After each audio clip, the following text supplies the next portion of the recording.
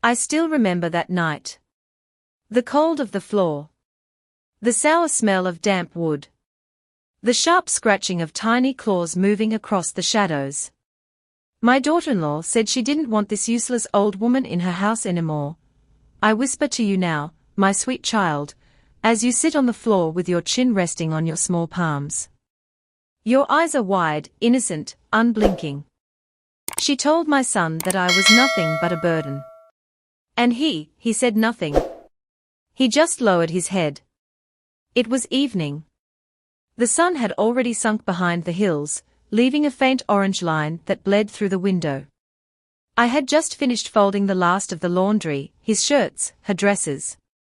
My hands were cracked and tired, but I still smoothed every wrinkle. Old habits are hard to break. I wanted him, my son, to look neat when he left for work the next morning.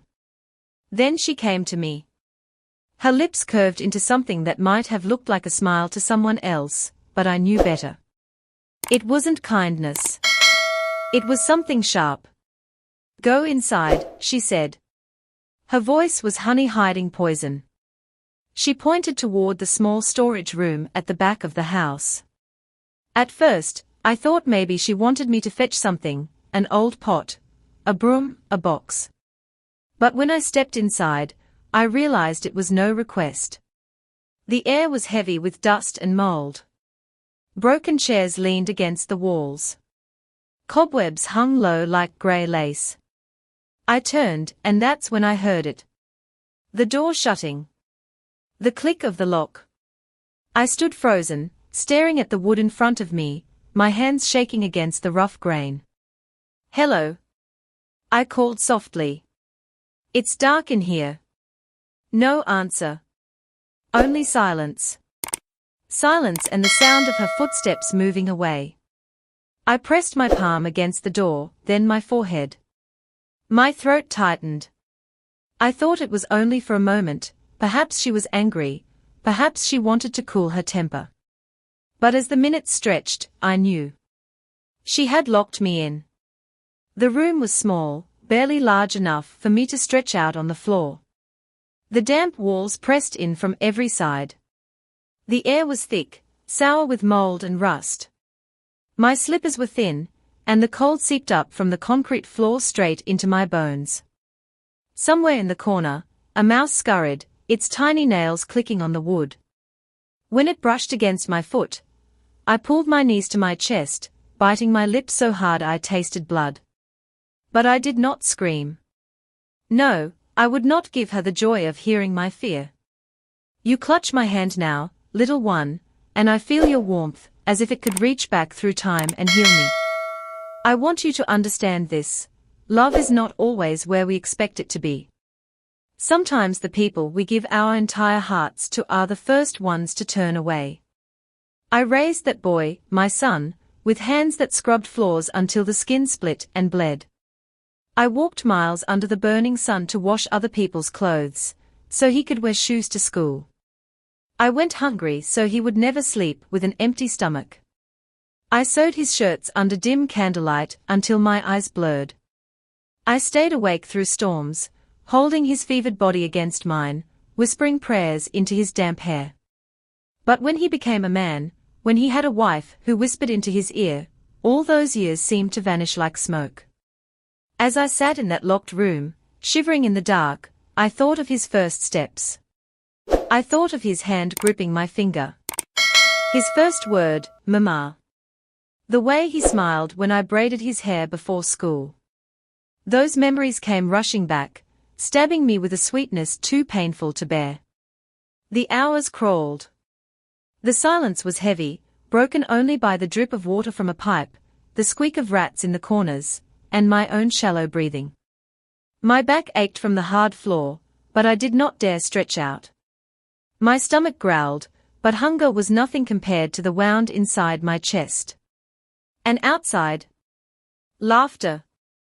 I heard them, her bright laugh, his deeper voice joining hers. Plates clinking. Glasses tapping. They were eating dinner, feasting, while I sat locked away in a room fit only for broken chairs and mice. My son. The child I had protected from hunger, now letting me starve. I pressed my hand against my chest, as though I could hold my breaking heart together. Why? I whispered into the darkness. Why, after all I gave? Why am I nothing now? But no one answered. You, my darling, are biting your lip now, trying not to cry. But listen closely. Life does not always give us back what we give. Sometimes it tests us.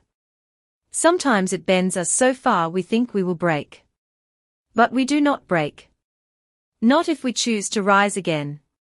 That night felt endless. I do not know how long I sat there. The darkness pressed down, thick as a blanket, until my eyes burned with exhaustion.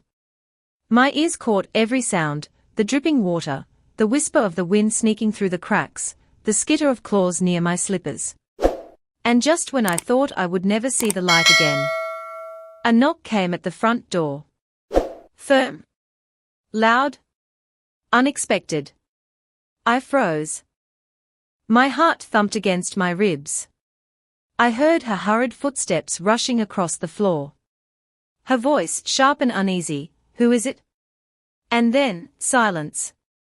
In that silence, a strange hope flickered inside me. Because sometimes, my child, life changes in a single moment. And that knock was the beginning of everything. The sound of that knock still echoes in my memory. Firm. Demanding. Like fate itself was standing outside, asking to be let in. I sat frozen in the storage room, pressing my ear against the door, listening. My daughter-in-law's slippers slapped against the wooden floor, as she rushed to the front. "Who is it?" she called, her voice thinner than usual, trembling at the edges. No answer. Just another knock, louder this time. She hesitated. I could hear it in the way her breath caught. Finally, the hinges creaked as she opened the door. A man's voice filled the air. Steady. Deep. "Good evening. We've had complaints in this neighborhood." I straightened in the darkness. A stranger. Who was he? My daughter-in-law's tone shifted instantly, honey sweet, falsely polite. Oh? Complaints? Surely not about us. My husband and I are quiet people. We mind our own business. But the man didn't sound convinced. Several neighbors reported cries. A woman's voice. Someone in distress. His words struck like thunder. I covered my mouth, remembering the moment I had whispered into the darkness earlier. Had someone heard me? Or was it the sound of my prayer that escaped through the cracks? "I don't know what you're talking about," she replied, too quickly. I could hear the smugness in her tone, the way she stood with her hand on her hip, pretending to be offended. "You must be mistaken. There's no one here but us." The silence that followed was heavy. My heart pounded. Then, the man spoke again, firmer this time. I need to see for myself. Please step aside." She laughed, sharp and hollow. "Excuse me. This is my home. You can't just walk in." Her words cut off. A second voice joined him, softer, kinder. A woman's. "Please. If there is an elderly person here, we need to make sure they are safe." I held my breath. My nails dug into my palms. Who were these people? Officials? Neighbors? Angels sent by God? Their footsteps entered the house. Slow. Careful. Searching.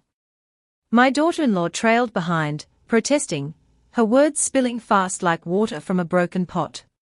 And then, silence. The steps stopped near my door. I could see a thin line of light through the crack in the wood. A shadow moved across it. My heart thumped so hard I thought it would burst. A voice spoke, close to me now. "Is someone inside?" I pressed my lips to the wood. "Yes," I whispered, my voice cracking. Yes, please. There was a pause. Then the rattle of keys. Then, the sound I had prayed for. The lock clicking open. The door swung wide, and light poured in like a flood. I blinked, raising my trembling hand to shield my eyes. Two faces looked down at me. A tall man in a dark jacket, his brow furrowed with concern. Beside him, a woman with kind eyes that glistened in the lamplight. "Oh my God," she breathed. "She's been locked in here." I struggled to stand, but my knees buckled. The man reached down, his hands strong yet gentle, and lifted me as though I were no heavier than a child. Behind them, my daughter-in-law stood stiff, her face pale, her smile frozen. "This is a misunderstanding," she said quickly, her voice high and sharp. She likes sitting in there sometimes. It's where she keeps her things." "Enough," the man cut her off, his voice like iron. "You left her in the dark. Without food. Without heat. This is neglect." Her eyes darted to the floor. She wrung her hands, but she said nothing. As he carried me into the main room, I glanced around. The table was set with plates still shining with grease. Half-eaten food. A warm loaf of bread. My stomach twisted at the sight. They had feasted while I had sat in filth. The kind-eyed woman wrapped a blanket around my shoulders. She touched my cheek gently, as if afraid I would shatter. "Don't worry," she whispered. "You're safe now." For the first time in hours, my body relaxed. My shoulders sagged. Tears welled up, hot and stinging. I had held them back all night, but now they flowed freely. I thought of my son then. Where was he? Why hadn't he stopped this? My heart longed for him, even as it broke. I had carried him inside me, given him life. And yet, when I needed him most, he turned away. "Where is your son?" the woman asked softly, as if reading my thoughts. I opened my mouth, but no words came. Only silence. From the corner, my daughter-in-law's voice cut through. "He's working late. He knows nothing of this." Her lie was smooth, rehearsed. But the way her hands trembled gave her away. The man narrowed his eyes at her, but said nothing. He only adjusted the blanket around me, and led me gently to the couch. The warmth of the fire nearby touched my skin, and I realized how cold I had been. I closed my eyes, leaning back. For a moment, it felt like heaven. But heaven is never that close when you are still living in hell. Because I knew, when my son returned, the real test would begin. Would he defend me? Or would he choose her? I did not yet know the answer. But as I sat there, wrapped in a stranger's kindness, I promised myself one thing. I would not be silent again. The night my son came home is carved into my memory like a scar. I was still wrapped in the blanket given to me by the kind woman, sitting on the edge of the couch, my hands trembling in my lap. The man who had freed me sat across the room, his eyes sharp and watchful. My daughter-in-law paced like a caged animal, her smile stretched thin, her hands wringing together again and again. Then, the sound of the door. A key twisting in the lock. Heavy boots on the step. My son walked in.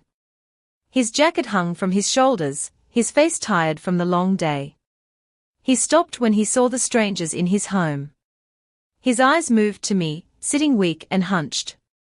"Mom?" His voice cracked just slightly, like the boy I once knew. I wanted to run to him, to hold him, to bury my face in his chest and forgive him everything. But my body was too weak, and my heart too raw. I only stared. The man rose. "Sir, your mother was locked in your storage room. We received reports from neighbors and came to check. She was freezing, hungry, and left alone." My son's eyes widened. He turned to his wife. "Is this true?" She laughed, too loud, too quick. "Oh, please. They've misunderstood. She likes sitting in there. It's where she keeps her old things. I didn't lock her in. Enough? The man's voice thundered through the small house. We heard her. We found her. Do not lie again. The room went silent. My son's face twisted, confusion, anger, shame, all mixed into one. He looked at me again, and in his eyes I saw a flicker of the boy I had raised, the boy who once clung to my hand. Mom, he whispered. Did she lock you in? I opened my mouth. My lips trembled. For a moment, I thought of staying silent. To protect him. To keep peace in his marriage. That is what mothers do, we sacrifice, even our truth. But then I remembered the cold of that floor. The scratching of rats. The emptiness of my stomach. The loneliness of being abandoned. Yes, I said.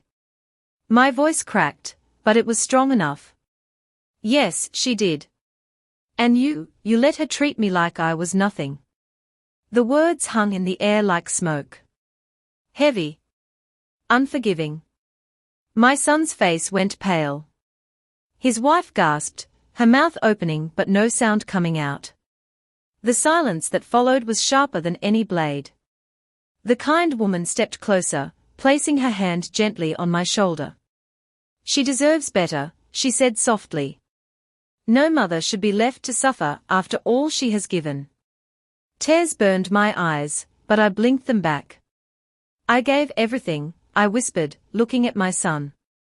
I gave my strength, my youth, my years. I scrubbed floors, washed clothes, walked miles in the heat and the rain, all for you. I skipped meals so you could eat. I tore my hands apart so yours would be soft. And when the time came that I needed you most, you turned your face away. My son dropped to his knees in front of me. His shoulders shook, and his head bowed low. I'm sorry, Mama. I was weak. I should have protected you. I let her words blind me. Forgive me. I touched his hair, the way I used to when he was a child.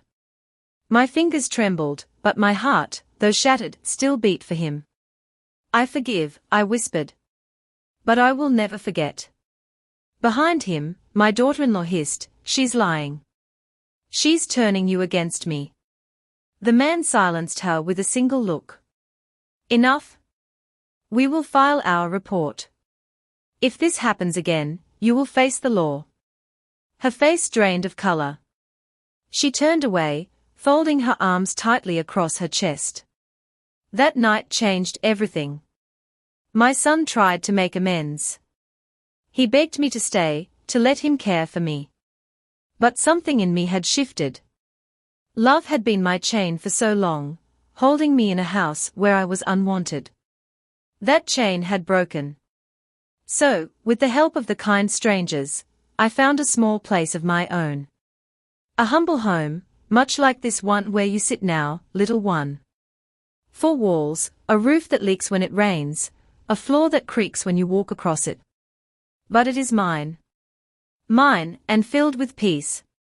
My son visits sometimes. He brings food, money, apologies. His eyes are heavy with regret. I love him still, I cannot stop being a mother. But I have learned not to place my whole life in someone else's hands. Not even his. And as for her, his wife, I no longer see her. She stays away, her pride too high to face me again. That is her burden to carry. Not mine. Now, when I sit by the window and the sun falls across the table, I feel no bitterness. Only gratitude that I survived. That I endured. That I lived long enough to tell you, my precious grandchild, this story. You squeeze my hand, your eyes wet with tears. Grandma, you whisper, I'll never leave you. I promise. I smile, my heart warming in a way it hasn't in years. That's all I ask, I say softly. Remember my story. Remember my pain. But more than that, remember my strength. Because life will test you too. It will try to break you. But you must not break. You must rise, even from the darkest room. I look at you then, really look at you, and I see not only my grandchild but also the future. And for the first time in a long, long time, I feel hope blooming inside me again.